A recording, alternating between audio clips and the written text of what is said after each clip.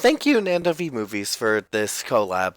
It'll be an honor to participate in it, although I am an amateur at this. If you don't know, One Villainous Scene is a massive collaboration where anyone on YouTube is invited to talk about one scene that really shows off a villain. Now, without further ado, I'd like to talk about my pick. Why the introduction of Metalface in Xenoblade Chronicles is such a powerful scene. Metalface is a Mechon, a machine from the Titan Mechanus, sent to attack the biological life on the Titan of Bionis.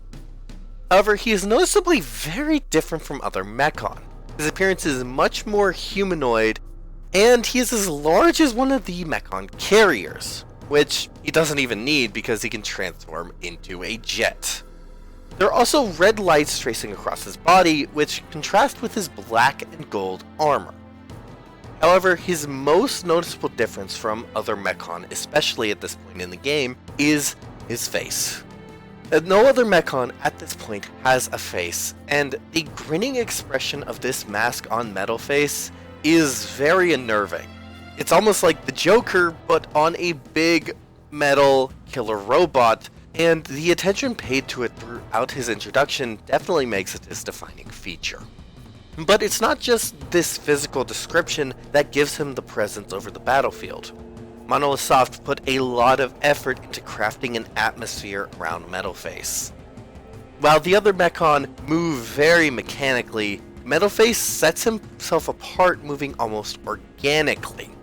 He flourishes, gestures, poses, as if he's trying to make an impression.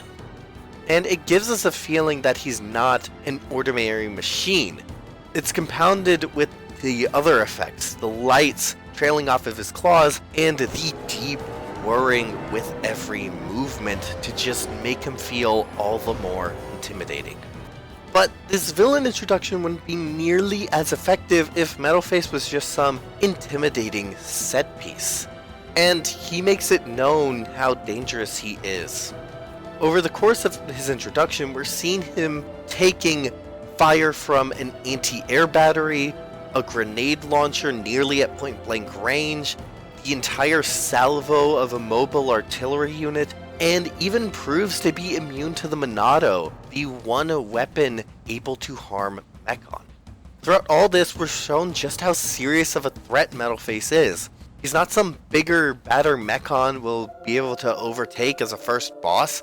He's an entire paradigm shift. The only way he's even harmed is due to the mobile artillery weakening his armor with a point-blank shot, which our main protagonist Shulk is able to exploit with the Monado. However, what has to be the absolute best part of this introduction is how he toys with the Homs he encounters.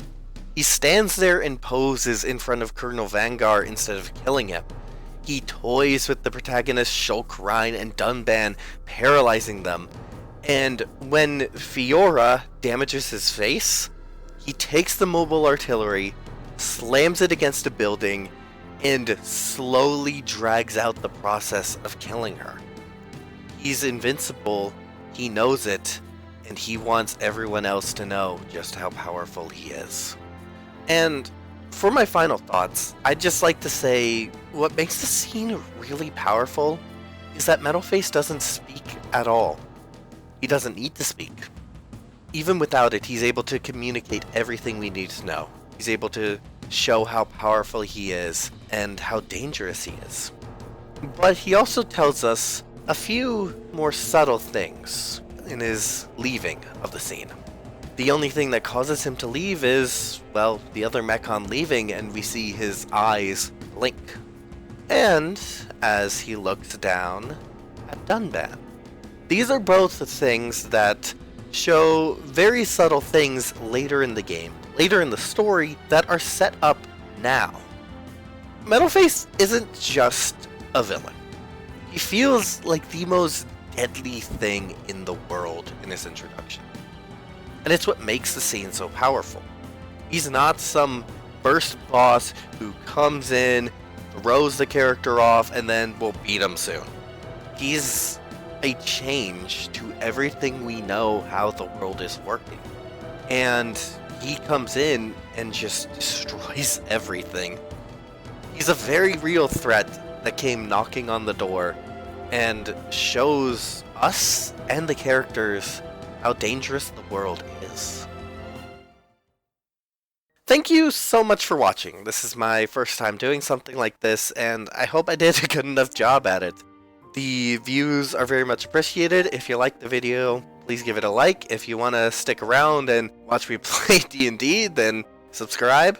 But yeah, I may do more of these in the future, and if you're up for that, then you might as well subscribe too. Anyway, hope I see you viewers again.